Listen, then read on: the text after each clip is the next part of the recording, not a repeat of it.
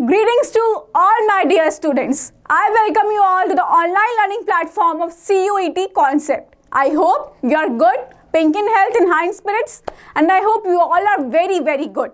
So, this is Chitrali, your English mentor for CUET 2024, CUET UG 2024 at CUET concept. I know कि बहुत सारे बच्चे आप में से मुझे ऑलरेडी जानते होंगे जिन्होंने पिछले साल में से प्रिपरेशन की होगी, और कुछ बच्चे जो इस साल प्रिपरेशन कर रहे होंगे, तो I am telling for them कि दिस इज चित्राली. ओके, तो आज हम लोग डिस्कस ये करेंगे कि हम लोग CUET 2024 में इंग्लिश लैंग्वेज में 100 परसेंटाइल कैसे स्कोर करें. How to score 100 percentile in English language in CUET 2024. Okay, CUET UG 2024. This is the video for UG students. Okay, तो देखो हमारा जो मेन एम है वो हमें खाली ये नहीं कि हम CUET एग्ज़ाम क्वालिफाई कर लें.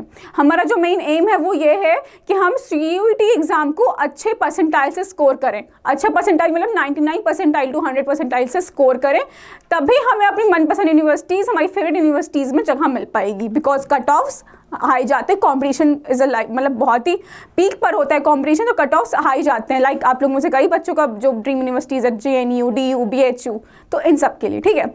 तो बिफोर स्टार्टिंग एनीथिंग पहले हम लोग ये देख लेते हैं कि CUET होता क्या है. What is CUET? I know जो मैक्सिमम स्टूडेंट्स यहाँ तक आए हैं तो वो लोग CUET क्या है जानते होंगे, but still for general knowledge I am letting you know. CUET हमारा होता है सेंट्रल यूनिवर्सिटी एंट्रेंस टेस्ट. ठीक है, इसके थ्रू आप अपनी यूनिवर्सिटी, अपनी फेवरेट यूनिवर्सिटी, अपनी मनपसंद यूनिवर्सिटी में जा सकते हो, या किसी भी सेंट्रल यूनिवर्सिटी या यूनिवर्सिटी में जा सकते हो जहाँ से आपको UG या PG करनी हो. ठीक है, तो आफ्टर स्कूल ये एग्ज़ाम होता है, आफ्टर क्लास 12th एग्ज़ाम होता है जिसको हम CUET UG कहते हैं.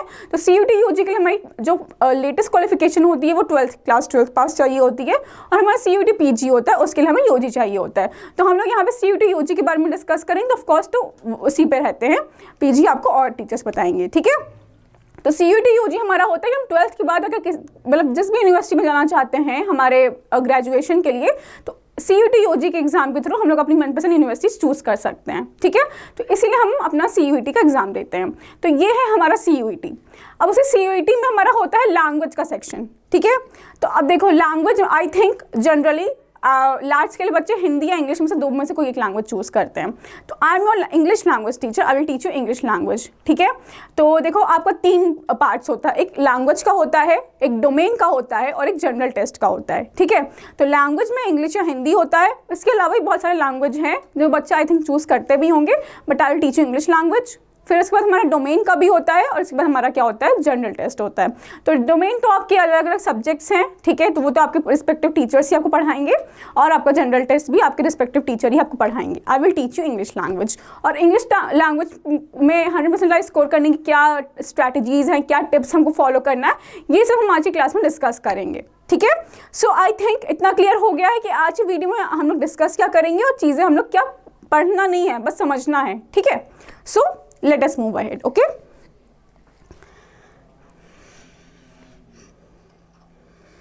हाँ, तो ये तो हमारा एक कह सकते कोट है, never dream for success but work for it.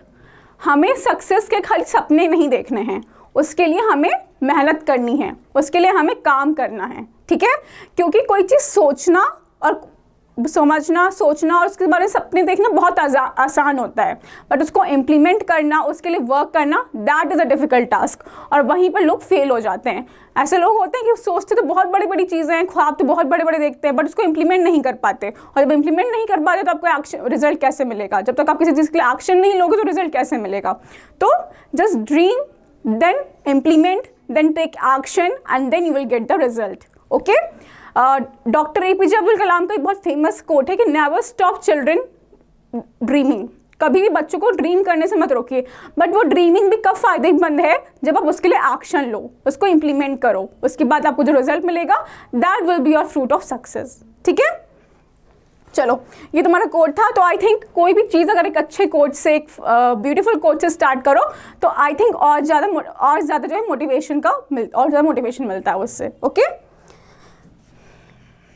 ठीक है, अब देखो कोई भी चीज़ स्टार्ट करने से पहले हमें आई थिंक जानना होता है उसका सिलेबस. क्यों सिलेबस जानेंगे हम उसका? आई थिंक ये बात मैं सेकेंड टाइम बोल रही हूँ.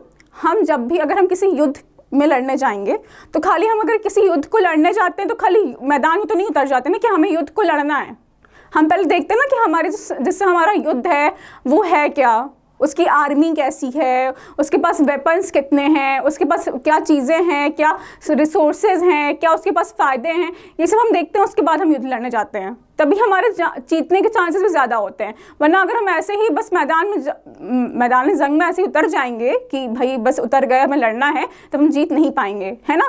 तो ऐसे ही हमारा देखो, हमारा ये एग्ज़ाम CUT के एग्ज़ाम कोई मेरा एनिमी नहीं है, ठीक है ना, कोई आप जंग करने जा रहे हैं, बस जस्ट आज से आप लोगों को थोड़ा इंटरेस्ट बना रहा है, इसलिए मैं बता रही हूँ कि CUT की एग्ज़ाम, अगर हम कोई एग्ज़ाम देने जा रहे हैं तो हमें जब तक उसका सिलेबस नहीं पता है तब तक हम प्रिपेयर क्या करेंगे। तो इसीलिए कोई भी चीज़ स्टार्ट करने से पहले, कोई भी एग्ज़ाम की प्रिपरेशन स्टार्ट करने से पहले हम उसका सिलेबस जाना ज़रूरी है कि क्या क्या सब्जेक्ट उसमें आते हैं, उस सब्जेक्ट के क्या क्या सिलेबस है। ये सब चीज़ें आप जान लेंगे तो आपके लिए और ही ईजी रहेगा कि आप और अच्छे से उसको प्रिपेयर कर पाएँ, ठीक है।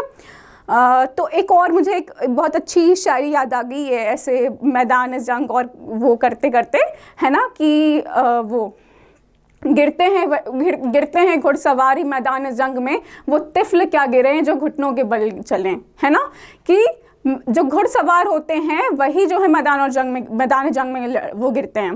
वो बच्चे, तिफल मतलब बच्चे, वो बच्चे क्या गिरे जो घुटनों के बल चलें, है ना। तो जब तुम लोग ट्राई करोगे कोई चीज़ तभी तुम्हारे, मगर हम किसी चीज़ में फेल होते हैं, मतलब तुमने ट्राई किया, at least you tried for that, है ना। जो बच्चे I think second time exam के लिए अपीयर होंगे उनके लिए मैं ये बात बोल रही हूँ कि अगर आपको लग रहा है कि आप सेकंड टाइम अपीयर हो रहे हो तो एटलीस्ट आपने ट्राई तो किया। कई सारे लोग होंगे जिन्होंने ट्राई नहीं किया होगा, ट्राई करने से पहले ही फेलियर मान लिया होगा, हाँ कि हम हारेंगे इसलिए मुझे फेल होकर बैठ गए होंगे कि मुझे नहीं करना ये चीज़। तो this is the good thing for you कि एटलीस्ट आपने ट्राई किया, आपने देखा कि चीज़ें होती कैसे हैं, आती कैसे हैं, तो is a good thing for you, ठीक। और हाँ, और बच्चे जो फर्स्ट टाइम भी अपीयर हो रहे हैं उनके लिए भी ये कि एटलीस्ट आप ट्राई करने जा रहे हो। और आई नो तुम अगर आप मेरे साथ एट द एंड तक बने रहोगे तो यू विल डेफिनेटली सक्सीड। तो ट्राई करोगे तो of course will be success at it, ठीक है।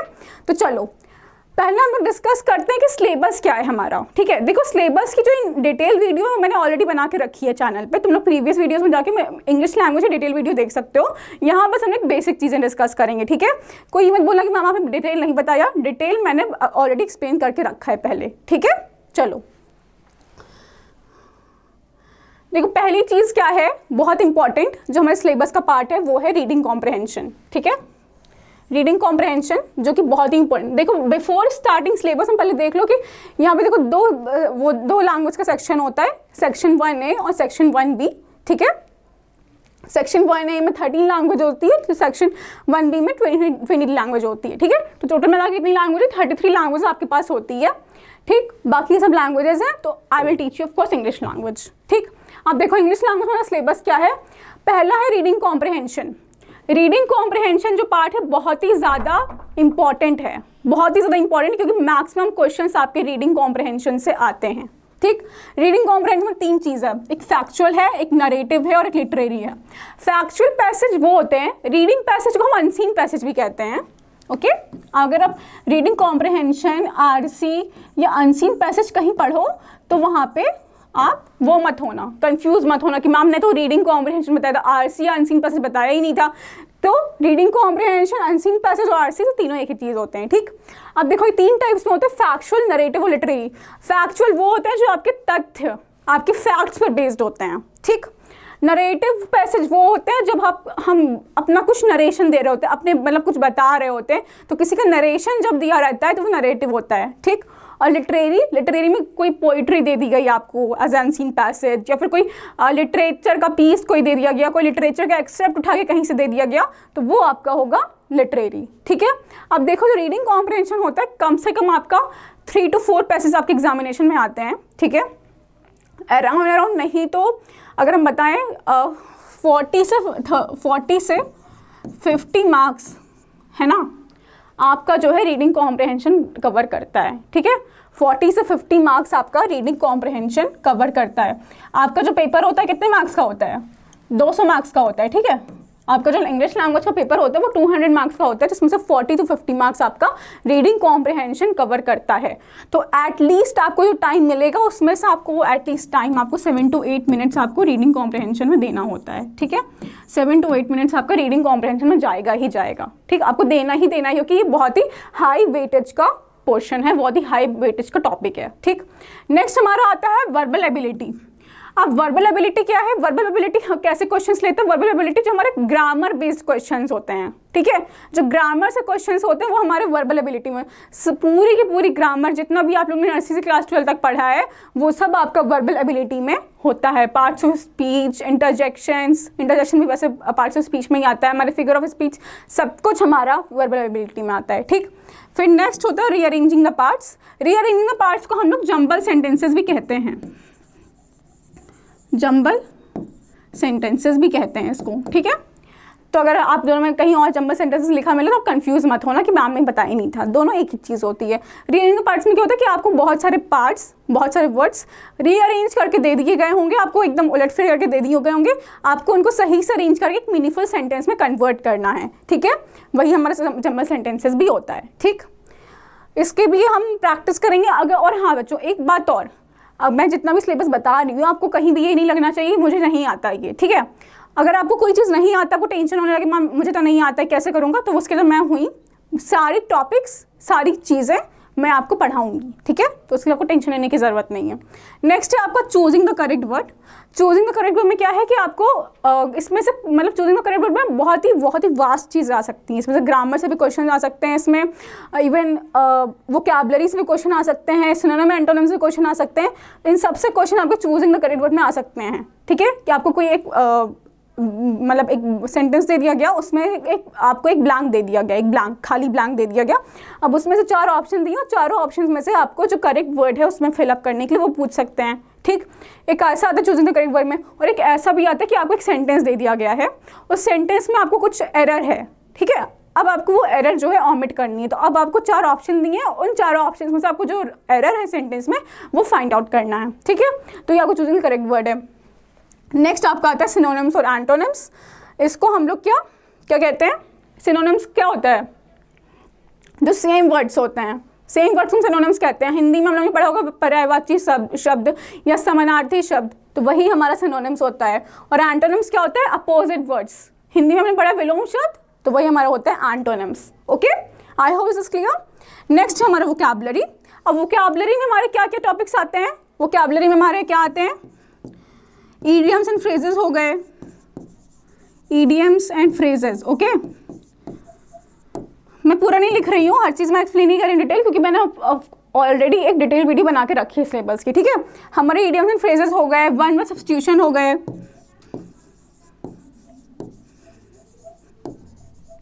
ठीक है। ये सब हमारे क्या आते हैं? वोकैबुलरी के पार्ट्स हैं, ठीक है।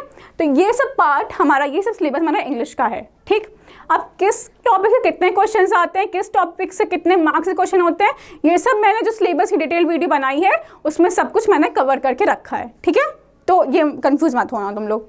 चलो, अब हो सकता है इतनी चीज़ें क्लियर है, सिलेबस क्या है क्या क्या नहीं है, सब क्लियर हो गया ये। हाँ बच्चों, एक बात और, मे बी ये चीज़ ये सिलेबस में मेंशन नहीं है, बट CUET 2023 में एक टॉपिक और आया था, भले ही उन्होंने सिलेबस में नहीं दिया बट उन्होंने टॉपिक दिया था एग्जामिनेशन में, तो टॉपिक मैं और ऐड कर देती हूँ। आपका टॉपिक है वो लेटर राइटिंग, ठीक है। लेटर राइटिंग जो टॉपिक है, नोट कर लेना तुम लोग। लेटर राइटिंग टॉपिक से भी आपके 3 to 4 क्वेश्चंस आपके एग्जामिनेशन में आए थे, ठीक है। तो ये टॉपिक ऑलरेडी मेंशन नहीं है, तो ये मत सोचना कि मैम मेंशन तो नहीं तो मैं क्यों पढ़ूं, नहीं, मैं जितना पढ़ा रही हूँ, जब मैं जितना बता रही हूँ सब कुछ पढ़ना है आपको, ठीक है। तो ये बहुत इंपॉर्टेंट टॉपिक है, इससे भी 3-4 क्वेश्चन आए थे, सिलेबस में मेंशन नहीं है बट इंपॉर्टेंट टॉपिक है, ठीक। तो इसको भी लिखते चलना, ठीक। अब चलो, आई थिंक इतना क्लियर है, आगे बढ़ सकते हैं हम लोग। तो ये रहा हमारा सिलेबस, कि सिलेबस में क्या क्या चीज़ें हैं, कैसे कैसे क्वेश्चन, मतलब क्या क्या क्वेश्चंस हैं, क्या क्या चीज़ें हैं, ये तो मैंने बता दिया, ठीक है। अब देखो 2-3 चीज़ें और बच्चों जो आपको आई थिंक आप एकदम ध्यान में रखनी चाहिए। पहली चीज़ ये है कि अपना माइंड एकदम पॉजिटिव रखना, ठीक है। अपने आप को कभी उस सेकेंड उसमें मत रखना कि मैं ये चीज़ नहीं कर पाऊँगा या मैं फेल हो जाऊँगा ये करने में, नहीं। आप ट्राई करो, आप करो। जहाँ आपने अपना माइंडसेट नेगेटिव बना लिया, वहाँ आपको नेगेटिव मिलना, रिजल्ट मिलना बहुत ही ज़्यादा पॉसिबल है, ठीक है। तो आपको अपना माइंड कभी नेगेटिव नहीं रखना है। आप माइंड पॉजिटिव रखोगे, अच्छे दिमाग से, अच्छे मन से मेहनत करते जाओगे, ऑफ कोर्स आई नो आप लोग CUET इंग्लिश लैंग्वेज में 100% स्कोर कर लोगे, ठीक है। दूसरी चीज़ ये है कि मार्क ट्वेन का बहुत ही फेमस एक कोट है, है ना, मैं उसको हिंदी में ही ट्रांसलेट करके बता रही हूँ कि हमेशा अपने आप को अच्छे लोगों से सराउंड करके रखो, ठीक। ऐसे लोग जो आपको हेल्प करें आपके सक्सेस में, ठीक है। ऐसे लोग नहीं जो आपकी टांग खींचने वाले हों, ठीक है। कई दोस्त होते हैं जो टांग खींचते हैं, जब वो देखते हैं ना कि मेरा दोस्त पढ़ रहा है तो उसको बोल देते हैं मत पढ़ो, ऐसा करके बोलते हैं, ठीक है। तो ऐसे दोस्तों से आपको दूर रहना है। ऐसे सर्कल में रहो, ऐसे इन्वायरमेंट में रहो जहाँ पे लोग आपको मोटिवेट करें, ठीक है, जहाँ लोग आपकी हेल्प करें आगे बढ़ने में। आप लोग एक दूसरे से हेल्प ले सको, पूछ सको कि हाँ मुझे ये नहीं आ रहा समझा दो, हमारा फ्रेंड तुमसे पूछा कि मुझे समझ में नहीं आ रहा समझा दो। तो ऐसी चीज़, ऐसे इन्वायरमेंट में रहो, ठीक है।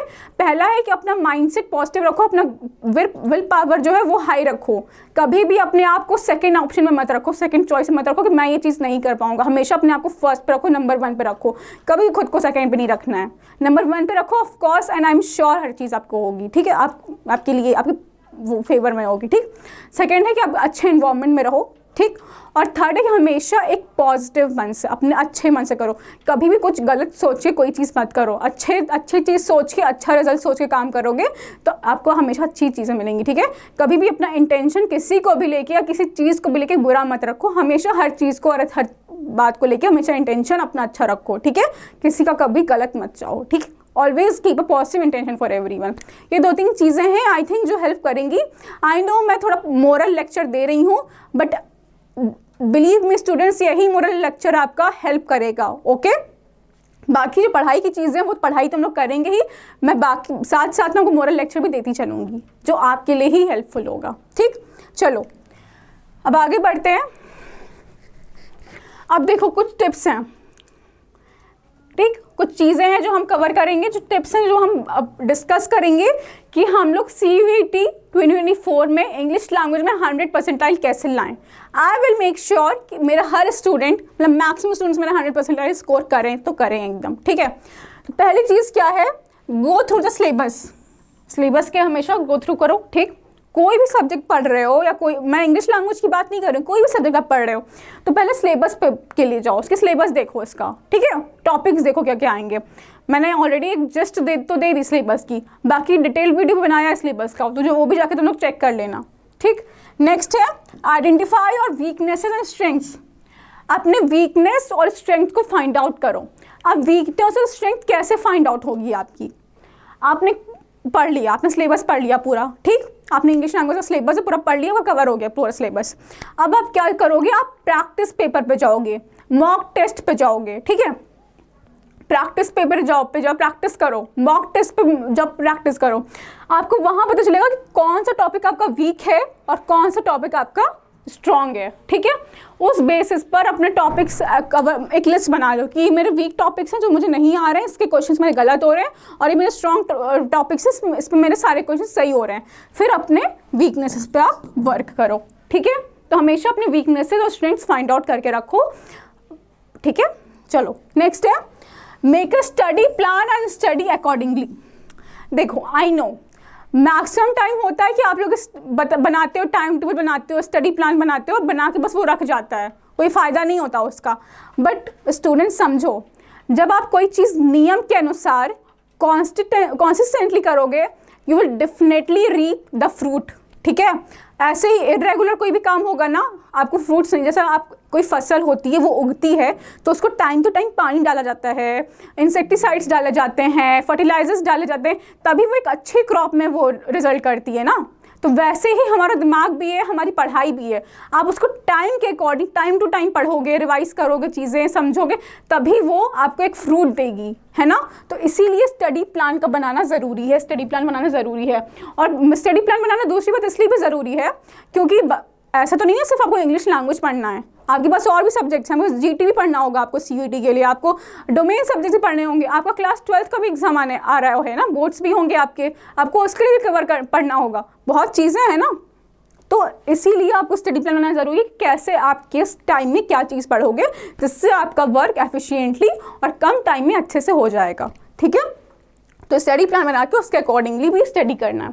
देखो स्टूडेंट्स, एक बात और है, हमेशा हार्ड वर्क मैटर नहीं करता। आई नो हार्ड वर्क से आपको सक्सेस मिलेगी और हार्ड वर्क ही हेल्प करेगा सक्सेस के लिए, बट हार्ड वर्क के साथ साथ आपको क्या ज़रूरी है, और smart work. Without smart work आप हार्ड वर्क कितना भी करो, आपको उसका रिजल्ट नहीं मिलेगा। तो हार्ड वर्क के साथ स्मार्ट वर्क भी आपका ज़रूरी है, ठीक है। तो वर्क स्मार्टली। ठीक, चलो ये हो गया हमारा, ये समझ में आ गए तीनों पॉइंट्स ना, कि हम सिलेबस के थ्रू जाओ, अपने वीकनेस और स्ट्रेंथ्स फाइंड आउट करो और एक स्टडी प्लान बनाओ, उसके अकॉर्डिंग ही स्टडी करो। स्टडी प्लान ऐसे ही नहीं कि हटा के फेक बना के बस साइड कर देना, नहीं, स्टडी प्लान ज़रूरी है, क्योंकि कोई भी चीज़ कंसिस्टेंटली और टाइम से करोगे तभी आपको रिजल्ट मिलेगा। ओके, और पढ़ने के लिए बहुत सारी चीज़ें हैं, तो उसके लिए स्टडी प्लान बनाना ज़रूरी है। ठीक, चलो अब आगे बढ़ते हैं। नेक्स्ट क्या है? नेक्स्ट है सम मोर टिप्स, कुछ और चीज़ें देखो। पहला है attempt mock test and other test series. Mock test और टेस्ट सीरीज, आपका सिलेबस, आप सिलेबस के लिए जाओ। ठीक, सिलेबस आपका कवर हो गया और सिलेबस के लिए जाओ कि मैं सिलेबस सीरीज में पढ़ाऊंगी। आप कोर्स हमारा है CUET कॉन्सेप्ट, हमारा ऐप है, ठीक है, उस पर जाओ, ठीक है, उसको डाउनलोड करो, ठीक है, वहाँ पे हमारा सारा कोर्स, सारा सब कुछ दिया, आप वहाँ पे जाकर हमारा कोर्स भी बाय कर सकते हो। ठीक है, even I will suggest you कि आप सबको वो ऐप है CUET कॉन्सेप्ट को, वो जाके आपको डाउनलोड करना चाहिए। और अगर आपको मान लो कोई प्रॉब्लम आती है ऐप डाउनलोड करने में, तो ये नंबर दिया हुआ है, इस नंबर से आप कांटेक्ट करके कोई भी आपको हेल्प मिल जाएगी यहाँ पर। ठीक है, इवन उसके अलावा भी आपको कोई हेल्प चाहिए ना, कोई भी हेल्प, मतलब आपको कोर्स से कोई हेल्प चाहिए, पढ़ाई से कोई हेल्प चाहिए, किसी टीचर से आपको कांटेक्ट करना है, किसी टीचर से कुछ डाउट्स क्लियर करने, तो वो सब आपको इस नंबर पर कांटेक्ट करके क्लियर हो जाएगा आपका काम। ठीक है, हाँ, तो attempt mock test and test series. ठीक है, तो आपका सिलेबस कवर हो जाए, उसके बाद आप मॉक टेस्ट और टेस्ट सीरीज दीजिए, क्योंकि विदाउट इसके आपको कोई मतलब नहीं है सिलेबस कवर करने का। ठीक, नेक्स्ट है practice PYQs, previous year question paper practice करिए। ठीक है, प्रीवियस ईयर क्वेश्चन पेपर आपको प्रैक्टिस करना है। ठीक, नेक्स्ट है check your accuracy and speed. Check your accuracy and speed, अपनी एक्यूरेसी और स्पीड को चेक करो। पहला क्या करना है आपको? पहला आपको एक्यूरेसी देखनी है अपनी, ठीक है, और सेकेंड आपको क्या देखनी है? अपना स्पीड। क्यों लेकिन? वाई पहले एक्यूरेसी देखनी है? क्योंकि आप एक बार कॉन्फिडेंट हो जाओगे जब कि मेरे सारे आंसर सही हो रहे हैं, मेरे सारे आंसर एक्यूरेट हो जा रहे हैं, तो स्पीड तो अपने आप हो जाएगी, फिर आप जल्दी जल्दी अपने आप करने लगोगे। तो एक्यूरेसी पहले इंपॉर्टेंट है। ठीक, इतना पढ़ो, इतना प्रैक्टिस करो कि हर क्वेश्चन आपका एक्यूरेट हो जाए, और जब एक्यूरेसी हो जाएगी स्पीड अपने आप हो जाएगी, स्पीड अपने आप बिल्डअप हो जाएगी। ठीक है, तो एक्यूरेसी स्पीड इज इंपॉर्टेंट। फिर नेक्स्ट है revision will work as an elixir. उसके बाद आप मॉक टेस्ट कर लो, आप PYQs कर लो, आप अपना एक्यूरेसी बिल्डअप कर लो, स्पीड भी बिल्डअप कर लो, but without revision everything is incomplete. तो आपको रिवीजन भी करना है, रिवीजन इज इंपॉर्टेंट। तो revision is will work as an elixir. Elixir क्या होता है? एलेक्सर का मतलब बता देती हूँ मैं आपको अभी ही। एलेक्सर आपका एक मैजिक पोशन टाइप का होता है, एक मैजिकल पोशन होता है। ठीक है, ऐसे वो आपने जो देखा होगा आई थिंक छोटा भीम वगैरह में, कि जादूगरनी रहती है, वो कुछ मैजिक वाला कुछ रहता है, जादुई कुछ पानी जैसा, वो पिला देती है तो बहुत कुछ टर्न हो जाता है, बहुत चीज़ें चेंज हो जाती हैं। तो वैसा ही कुछ होता है मैजिकल पोशन जैसा। ठीक है, कुछ पिला देते हैं टर्न हो जाए। तो रिवीजन ही हमारा एक ऐसा मैजिकल पोशन है जिससे आपका सब कुछ अच्छे से टर्न होकर एकदम प्रिपेयर उसमें हो जाएगा, है ना। तो इसीलिए revision will work as an elixir. Okay, चलो अब आगे बढ़ते हैं। इतनी चीज़ें क्लियर है ना, ये 4 चीज़ें इंपॉर्टेंट हैं अलग, इसको ध्यान रखना। आगे बढ़ते हैं हम लोग।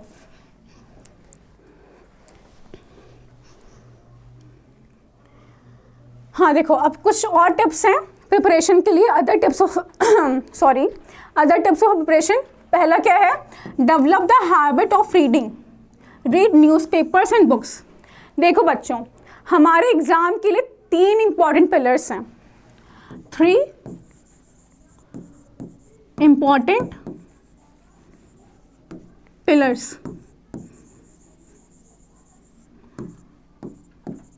3 important pillars। पहला क्या है? आपका रीडिंग है।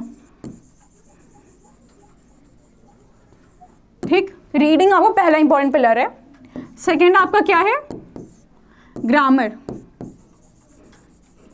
ग्रामर आपका नेक्स्ट इंपॉर्टेंट पिलर है। और थर्ड आपका क्या है? वोकैबुलरी। ठीक, ये आपके बहुत ही इंपॉर्टेंट 3 पिलर्स हैं। ठीक है, इसके अलावा आपका लेटर भी है। ठीक है, अब लेटर भी हो गया है। 4 इंपॉर्टेंट पिलर हम मान लेते हैं। ठीक है, 4 इंपॉर्टेंट पिलर्स हैं जो हमारे इंग्लिश लैंग्वेज के लिए इंपॉर्टेंट है, रीडिंग, ग्रामर और क्या है? हमारा लेटर। ठीक, तो देखो पहली टिप क्या है? Develop the habit of reading. Reading की हैबिट डेवलप करो, ठीक है। रीडिंग की हैबिट किस लिए डेवलप करनी है? हमारे जो रीडिंग कॉम्प्रिहेंशन के क्वेश्चंस होंगे वो हम लोग इसी हैबिट से ही सॉल्व कर पाएंगे। तो उसके लिए आप न्यूज़पेपर्स रीड करो, बुक्स रीड करो, ठीक है। देखो एक मैं साइट बता रही हूँ आपको, एक साइट है aeon.com, ion.com, ठीक है, इसको इन भी कैसे ion.com है, ये साइट है। इस पे जाके आपको बहुत सारे पैसेजेस, बहुत सारे एसेज मिलेंगे, है ना, उनको जाके रीड करो, उस पे जो डिफिकल्ट वर्ड्स हैं उनके मीनिंग फाइंड आउट करो, ठीक है। तो वहाँ पे रीडिंग आपकी स्ट्रांग होगी, ठीक है, इन्हांस होगी, स्ट्रेंथन होगी। एक और है bigthink.com, ये बे है,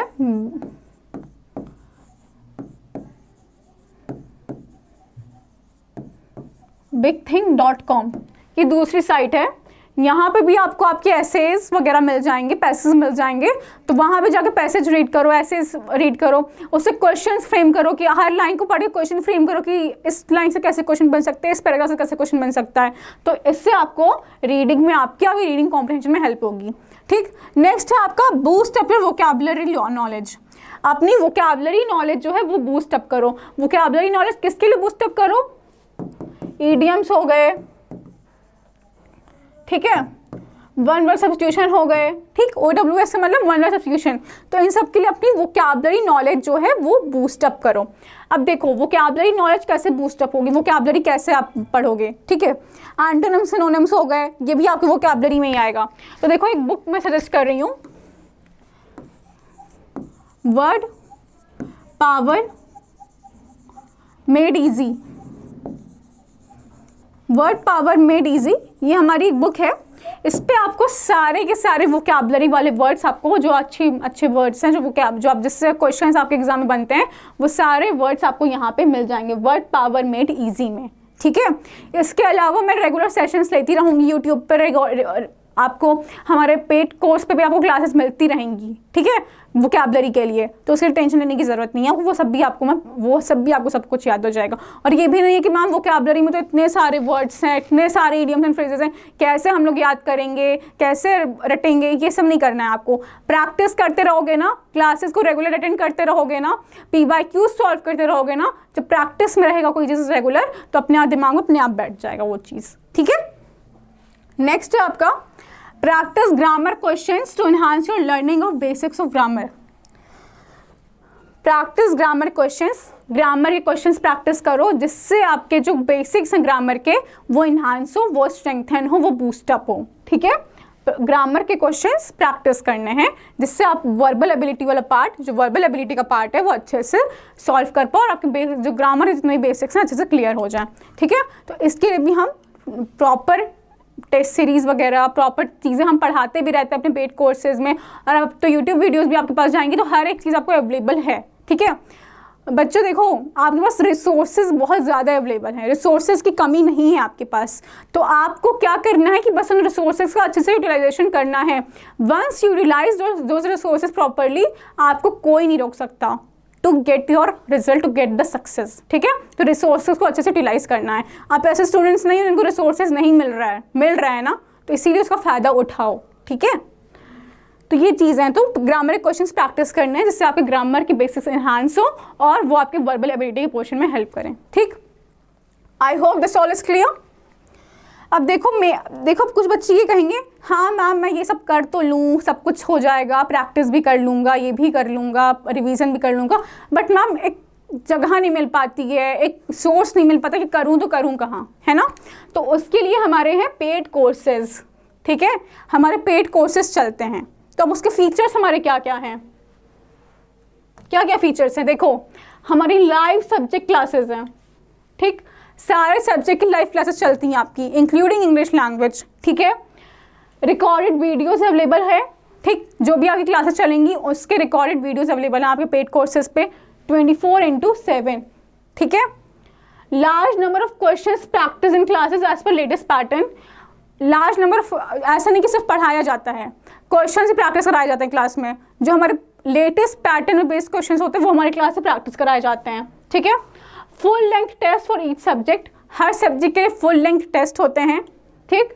PYQ discussion for all the subjects, हर सब्जेक्ट के लिए PYQ previous year question paper discuss होते हैं, ठीक है, इवन हो भी रहे होंगे अभी तक क्लास में, ठीक है। तो आपको क्या करना है, हमारा पेड कोर्स जाके ज्वाइन करना है। पेड कोर्स में आपको हर एक चीज़ आपको एक जगह मिल जाएगी।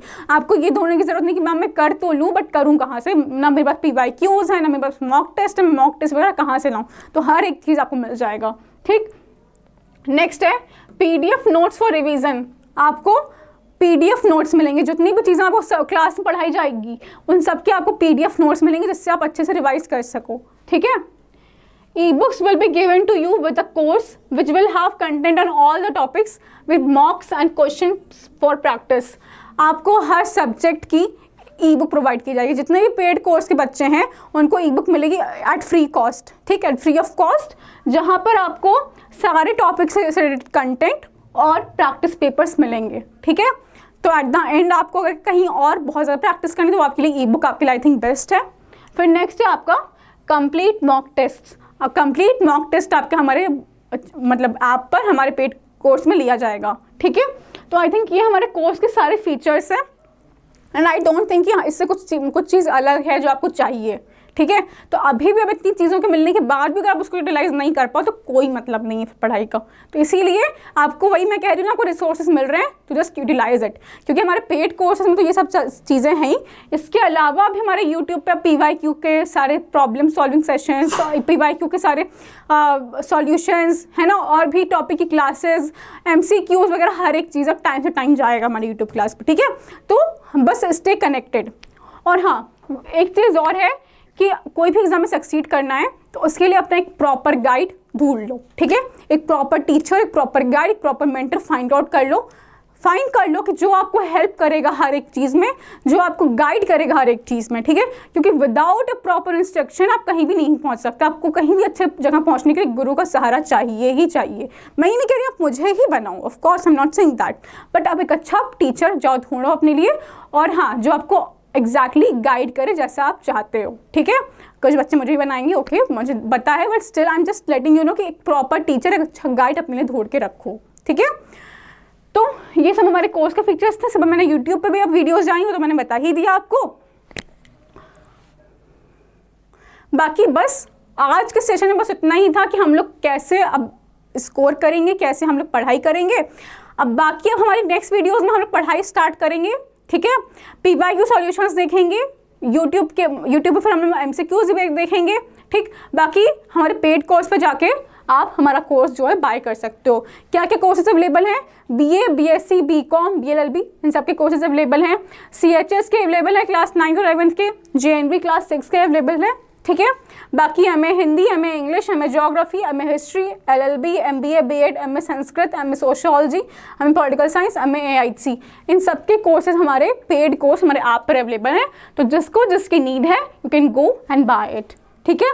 बाकी सारे फीचर्स से ऑलरेडी मेंशन जो मैंने बता दी, फिर से वही चीज़ मेंशनड है, ठीक है। प्रॉपर गाइडेंस है आपकी, PYQ सॉल्यूशन आपको मिलेंगे, टेस्ट सीरीज मिलेगा based on NTA pattern, based on latest NTA pattern, study material मिलेगा और कंप्लीट सिलेबस मिलेगा लाइव क्लास के साथ, ठीक है।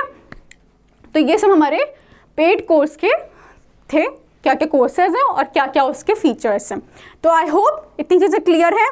बाकी टेंशन आपको किसी चीज़ की नहीं लेनी है कि मैम ये नहीं आता, मैम वो नहीं आता, ये चीज़ मेरी क्लियर नहीं है, वो चीज़ क्लियर नहीं है। मैम के साथ रहो टिल द एंड, आपको हर एक चीज़ क्लियर होगी। हर एक चीज़, कोई ऐसा टॉपिक नहीं रहेगा जो आपको क्लियर ना हो, और कोई एक ऐसी चीज़ नहीं रहेगी जहाँ पर आपको लगे कि ये चीज़ मुझे नहीं आता है। You will find yourself 100% there, ठीक है। तो बाकी मेरे साथ पढ़ो, जैसा मैं बताती थी वैसे वैसे पढ़ो। आई am sure you will score 100%, because हमारे लास्ट ईयर के बैच में कई सारे बच्चों ने इंग्लिश लैंग्वेज में 100% स्कोर किया था। तो वही एक्सपेक्टेशन वही आप लोगों से कि you will also score that, ठीक है। तो बाकी we will meet next class. तब तक के लिए bye, take care of yourself.